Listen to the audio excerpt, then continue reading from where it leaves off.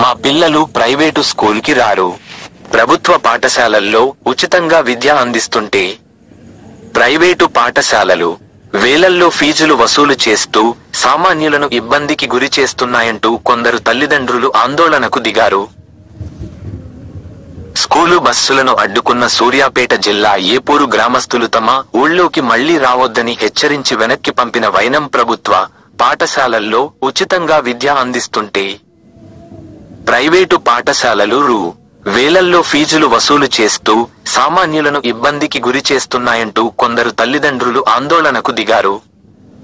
పాఠశాలకు పిల్లలను తీసుకెళ్లేందుకు తమ ఊళ్ళోకి వచ్చిన ప్రైవేటు పాఠశాలల బస్సులను అడ్డగించారు.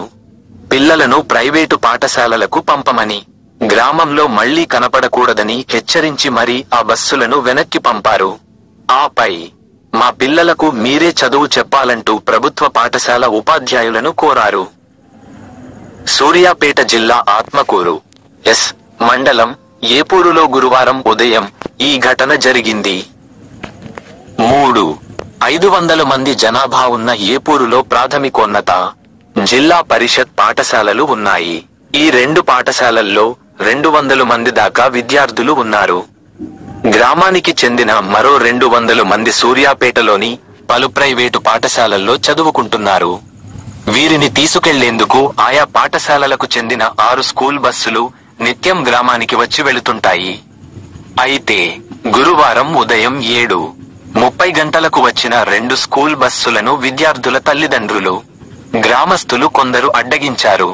తమ గ్రామం నుంచి విద్యార్థులను తీసుకెళ్లవద్దని వారిస్తుండగానే ఆ 2 బస్సులు వారిని దాటుకుని వెళ్లిపోయాయి.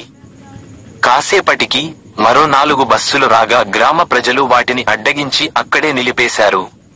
ప్రైవేటు పాఠశాలలకు చెందిన బస్సులు ఇకపై తమ గ్రామానికి రావొద్దని హెచ్చరించారు.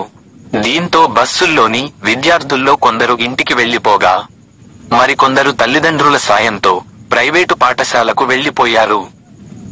ఈ సందర్భంగా గ్రామస్తులు మాట్లాడుతూ ప్రభుత్వ బడుల్లో ఉచితంగా విద్యనందిస్తున్న మాయమాటలు చెప్పి ప్రైవేటు పాఠశాలలు వేలల్లో ఫీజులు వసూలు చేస్తూ సామాన్యులను ఇబ్బందులకు గురిచేస్తున్నారని ధ్వజమెత్తారు. ఓ పక్క ఈ ఆందోళన కొనసాగుతుండగా గ్రామానికి చేరుకున్న ప్రభుత్వ ఉపాధ్యాయులను స్థానికులు ఘటనాస్థలికి పిలిపించారు. తమ పిల్లలకు ప్రభుత్వ పాఠశాలలోనే చదువు చెప్పాలని ఆ ఉపాధ్యాయులను కోరారు.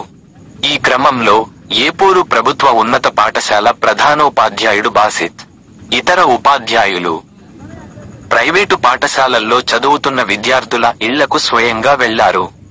పిల్లలని ప్రభుత్వ పాఠశాలల్లో చేర్పించాలని తల్లిదండ్రులను కోరారు.